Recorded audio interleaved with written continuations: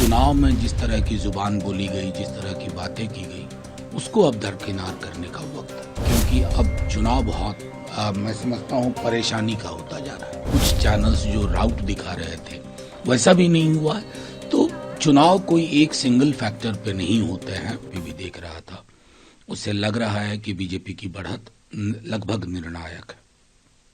फिर भी इंतजार करना चाहिए। अब चुनाव के नतीजे हैं। एग्जिट पोल को क्रेडिट देना ना देना वो अलग मसला है, क्योंकि एग्जिट पोल कभी सही होते हैं, कभी गलत होते हैं। महाराष्ट्र और ये सब हरियाणा उदाहरण है। बहरहाल अगर बीजेपी को 27 साल बाद मैंडेट मिला है तो इस मैंडेट के साथ एक जिम्मेवारी भी होगी, और उसका निर्वहन कैसे बेहतर हो। चुनाव में जिस तरह की जुबान बोली गई, जिस तरह की बातें की गई, उसको अब दरकिनार करने का वक्त है। क्योंकि अब चुनाव बहुत मैं समझता हूँ परेशानी का होता जा रहा है। सर, अगर यही ट्रेंड कायम रहता है, नायक लग रही है कि बीजेपी की निर्णायक ये बढ़त है, तो आम आदमी पार्टी अगर पिछड़ रही है तो कौन से फैक्टर आप अहम मानते हैं दिल्ली में जिसकी वजह से वो पिछड़ रही है? देखिए, पॉलिटिक्स में ये कहना कि कौन सा फैक्टर है ये बड़ा मुश्किल है। किस फैक्टर पे 240 पे आ गए, ये चीजें एकेडमिक डिस्कशन के लिए हैं। 10-12 साल से केजरीवाल जी थे। एक वोटर का मिजाज का भी होता है कि देखो बदल के देखते हैं।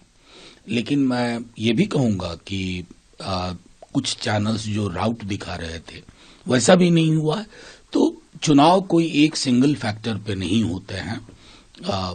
इसके लिए चर्चा के लिए वक्त होगा आने वाले दिनों में।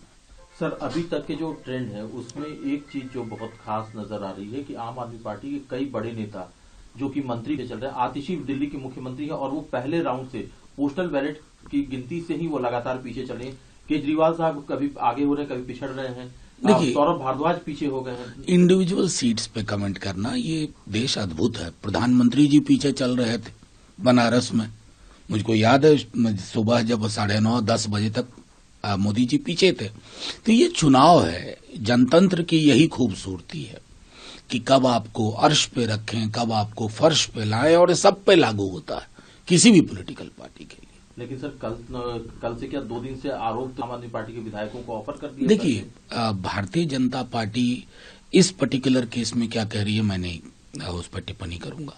लेकिन दामन पे दाग तो बहुत है ना, बेदाग नहीं है ना दामन बीजेपी का।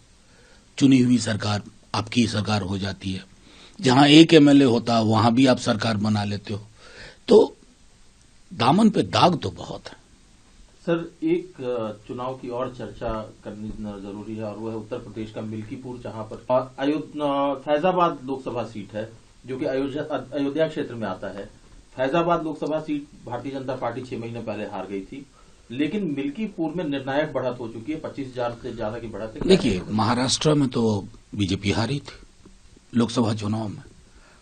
फिर वो कई सवाल जो उठ रहे हैं, उसके बाद विधानसभा में बीजेपी और जो इनका महायुति है वो सरकार बना ली।